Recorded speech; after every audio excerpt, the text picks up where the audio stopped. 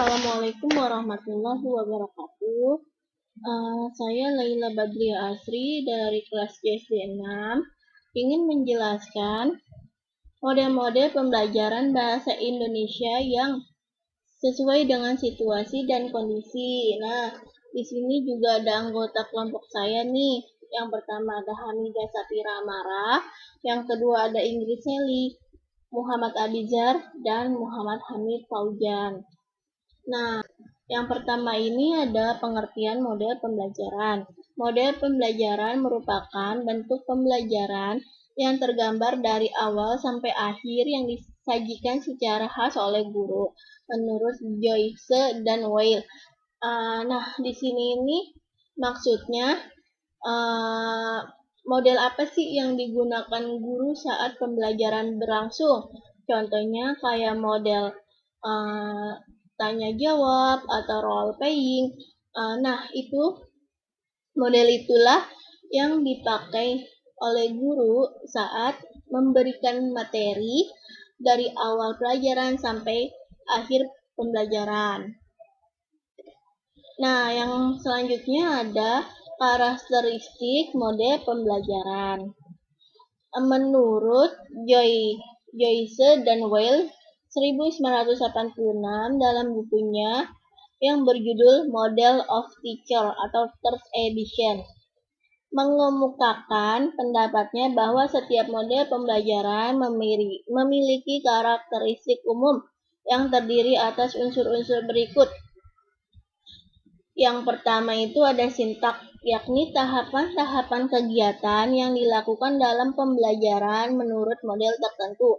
Yang kedua ada sistem sosial, yakni situasi atau suasana dan norma yang berlaku dalam model tersebut. Yang ketiga ada sistem reaksi, yakni pola kegiatan yang menggambarkan bagaimana guru seharusnya melihat dan memperlakukan para siswa, termasuk bagaimana seharusnya memberi respon kepada siswa. Yang keempat ada sistem pendukung, yakni segala sarana, bahan, dan alat yang diperlukan untuk melaksanakan suatu model pembelajaran tertentu. Yang kelima ada dampak instruksional, yakni hasil belajar yang dicapai langsung dengan cara mengarahkan para siswa menuju tujuan yang diharapkan. Yang terakhir ada dampak pengiring, yakni hasil belajar lainnya yang dihasilkan oleh suatu proses pembelajaran sebagai akibat terciptanya suasana pembelajaran yang dialami langsung oleh siswa tanpa adanya arahan langsung dari guru. Nah, selanjutnya ada ciri-ciri model pembelajaran. Adapun ciri-ciri model pembelajaran sebagai berikut. Yang pertama ada berdasarkan teori pendidikan dan teori belajar para ahli tertentu. Yang kedua ada sebagai contoh. Model penelitian kelompok disusun oleh Herbert Talent dan berdasarkan teori John Dewey. Model ini dirancang untuk melatih partisipasi dalam kelompok secara demokratis. Yang ketiga ada memiliki visi atau tujuan pendidikan tertentu. Yang keempat ada misalnya model berpikir induktif dirancang untuk mengembangkan proses berpikir induktif. Yang terakhir ada dapat dijadikan pedoman untuk perbaikan kegiatan belajar mengajar di kelas. Nah, selanjutnya ada macam-macam pembelajaran. Menurut Joyce dan Weil 1986, model pembelajaran dikelompokkan atas 4 kelompok besar model pembelajaran, yaitu yang pertama ada Information Processing Source atau model pemrosesan informasi. Model pemrosesan informasi ditekankan pada pengambilan, penguasaan, dan pemrosesan informasi. Model ini lebih memfokuskan pada fungsi kognitif siswa. Model ini didasari oleh teori belajar kognitif dan berorientasi pada kemampuan siswa memproses informasi yang dapat meningkatkan kemampuannya. Proses informasi merujuk pada cara mengumpulkan atau menerima stimulus dari lingkungan. Mengorganisasi data, memecahkan masalah, menemukan konsep, dan menggunakan simbol verbal dan serta virtual. Model pemrosesan informasi memiliki asumsi bahwa pembelajaran merupakan faktor yang sangat penting dalam perkembangannya. Perkembangan merupakan hasil kumulatif dari pembelajaran. Dalam pembelajaran, terjadi proses penerimaan informasi yang kemudian diolah sehingga dihasilkan keluaran dalam bentuk hasil belajar. Pembelajaran merupakan keluaran dari pemrosesan informasi yang berupa kecakapan manusia yang terdiri atas yang pertama ada informasi verbal, yang kedua kecakapan intelektual, yang ketiga ada strategi kognitif, yang keempat ada sikap, dan yang terakhir ada kecakapan atarit. Model-model pembelajaran yang tergolong pada kelompok ini diantaranya yang pertama ada model pencapaian konsep, yang kedua ada model berpikir induktif, yang ketiga ada model latihan penelitian, yang keempat ada model penelitian ilmiah, yang kelima ada model pengembangan intelek, yang keenam ada model penataan lanjutan, yang ketujuh ada model memorisasi. Terus yang kedua itu ada the personal sounds atau model personal. Model personal menekankan pada pengembangan konsep diri serta setiap individu. Hal ini meliputi pengembangan proses individu dan membangun serta mengorganisasikan dirinya sendiri. Model ini memfokuskan pada konsep diri yang kuat dan realistis untuk membantu membangun hubungan yang produktif dengan orang lain dan lingkungannya. Model personal bertitik tolak dari teori humanistik, yakni berorientasi pada perkembangan individu.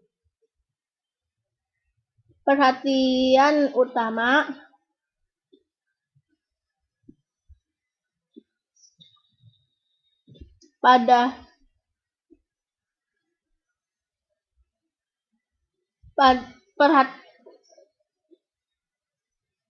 Perhatian utamanya pada emosional peserta didik dalam mengembangkan hubungan yang produktif dengan lingkungannya. Model ini menjadikan pribadi siswa mampu membentuk hubungan harmonis serta mampu memproses informasi secara efektif. Model personal mengharuskan guru berupaya menciptakan kondisi belajar yang kondusif agar siswa merasa bebas dalam belajar mengembangkan dirinya baik emosional maupun intelektual. Ada model pembelajaran yang tergolong pada kelompok ini antara lain, yang pertama ada model non-direktif, yang kedua ada model latihan dasar, kesadaran, yang ketiga ada model sinektik, yang keempat ada model sistem konseptual, yang kelima ada model pertemuan kelas. Terus selanjutnya yang ketiga ada the social interaction sounds atau model interaksional sosial. Model interaksi sosial menekankan pada hubungan personal dan sosial kemasyarakatan di antara siswa. Model ini berfokus pada peningkatan kemampuan peserta didik untuk berhubungan dengan orang lain, terlibat dalam proses-proses yang demokratis, dan bekerja secara produktif dalam masyarakat. Model ini didasari oleh teori belajar Gestalt atau Feld teori.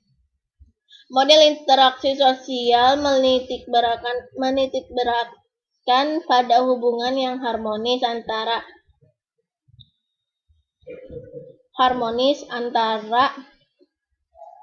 individu dan kemasyarakatan.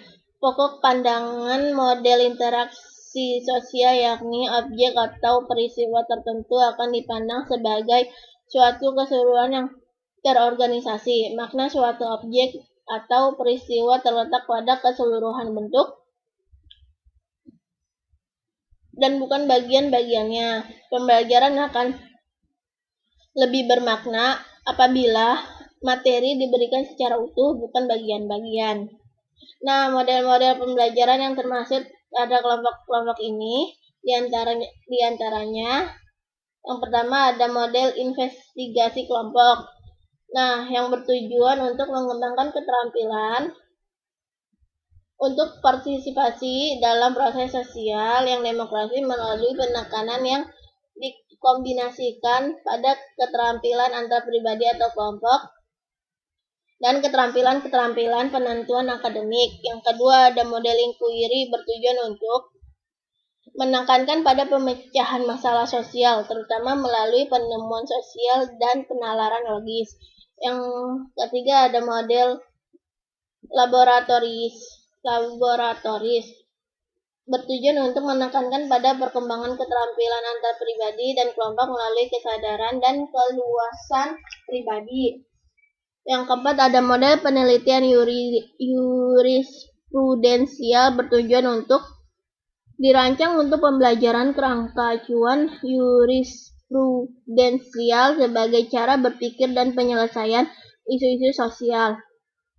Yang kelima ada model bermain peran bertujuan dirancang untuk memengaruhi siswa agar menemukan nilai-nilai pribadi dan sosial. Yang keenam ada model stimulus sosial bertujuan untuk dirancang untuk membantu siswa agar mengalami bermacam-macam proses dan kenyataan sosial serta untuk menguji pemerolehan konsep keterampilan perbuatan dan keputusan. Nah, yang terakhir ada behavior modification as a source atau model modifikasi tingkah laku. Model modifikasi tingkah laku menekankan pada perubahan perilaku yang dampak pada siswa sehingga konsisten dengan konsep dirinya. Model ini menekankan bahwa tugas-tugas harus diberikan dalam suatu rangkaian atau rangkaian yang kecil berurutan dan mengandung perilaku tertentu. Model ini bertitik tolak dari teori belajar behavioristik, yakni bertujuan mengembangkan sistem yang efisien untuk mengurutkan tugas-tugas belajar dan membentuk tingkah laku dengan cara memanipulasi penguatan atau reinforcement. Model ini lebih menekankan pada aspek perubahan perilaku psikologis dan perilaku yang tidak dapat diamati. Karakteristik model ini adalah penjabaran tugas-tugas yang harus dipelajari peserta didik lebih efisien dan berurutan. Implementasi dari model-model modifikasi tingkah laku adalah meningkatkan ketelitian pengucapan pada anak. Guru selalu memperhatikan tingkah laku belajar peserta didik. Modifikasi tingkah laku dilakukan dengan cara memberikan penguatan terhadap peserta didik. Nah, model-model pembelajaran yang termasuk pada kelompok ini antara lain yang pertama manajemen kontingensi. Tujuannya menekankan pada kemampuan memahami fakta-fakta, konsep, dan keterampilan. Yang kedua ada kontrol diri. Tujuannya menekankan pada pengendalian perilaku dan keterampilan sosial dalam mengontrol dirinya. Yang ketiga ada relaksasi. Tujuannya ada menekankan pada tujuan pribadi atau mengurangi ketegangan dan kecemasan. Yang keempat ada pengurangan ketegangan, model pengurangan ketegangan yang bertujuan untuk menitik beratkan pada pengalihan pada kesantaian diri, kecemasan dalam situasi sosial. Yang kelima ada latihan asertif desensitas. Tujuannya ada berorientasi pada ekspresi penasaran serta secara langsung dan spontan dalam situasi sosial. Yang keenam ada latihan langsung, bertujuan untuk menekankan pada pola-pola perilaku dan keterampilan pada diri siswa. Terus selanjutnya ada tujuan pengembangan model pembelajaran. Tujuannya ini guru dapat mengembangkan model pembelajaran sebagai acuan dalam melaksanakan pembelajaran berkaitan dengan pencapaian dan pengembangan kompetisi siswa yang meliputi kompetisi sikap, pengetahuan, dan keterampilan. Sesuai dengan karakteristik pembelajaran yang dijelaskan dalam Permendikbud nomor 103 tahun 2014 dan Permendikbud nomor 22 tahun 2006, makna sebuah model pembelajaran yang dikembangkan memiliki tujuan antara lain. Yang pertama, mendorong siswa untuk interaktif dalam pembelajarannya, baik dengan gurunya, antar sesamanya, maupun antar dirinya dengan sumber belajar. Yang kedua, ada memberikan inspirasi kepada siswa untuk lebih meningkatkan kreativitas dan keinginan tahunya terhadap pemahaman suatu konsep dan dapat menerapkan pada kehidupan sehari-hari. Yang ketiga, ada mendorong siswa untuk berpartisipasi aktif dalam diskusi maupun dalam kegiatan lain dan dapat meningkatkan sifat percaya diri. Yang keempat, ada memberikan pengalaman belajar yang konseptual dan kolaboratif. Yang kelima, ada memberikan ruang yang cukup bagi prakarsa kreativitas dan kemandirian siswa. Yang keenam, ada memberikan kesempatan kepada siswa untuk mengembangkan bakat, minat, kemampuan, dan perkembangan fisik serta psikologis. Yang ketujuh, ada memandukan antara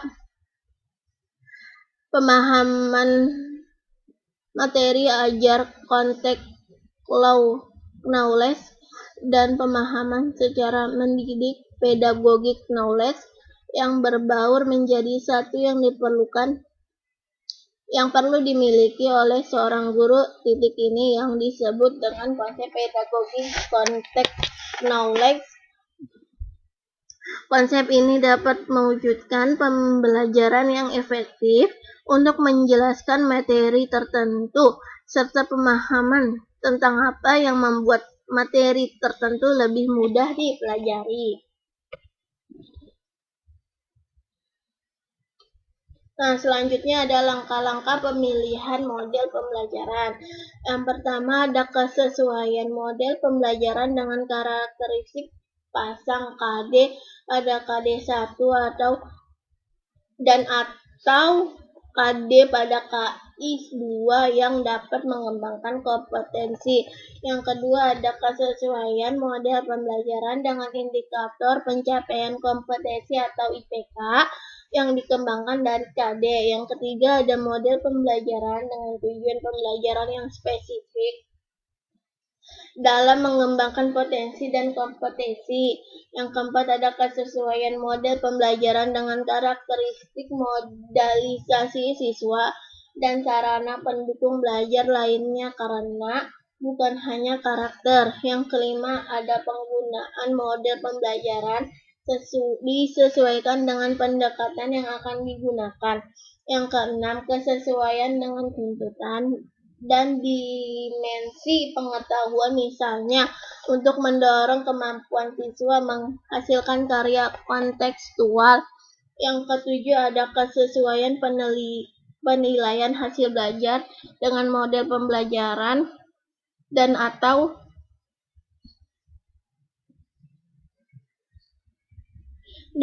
metode pembelajaran. Sekian presentasi atau penjelasan dari kelompok kami, kurang lebihnya mohon maaf. Billahi fisabilil haq fastabiqul khairat. Wassalamualaikum warahmatullahi wabarakatuh.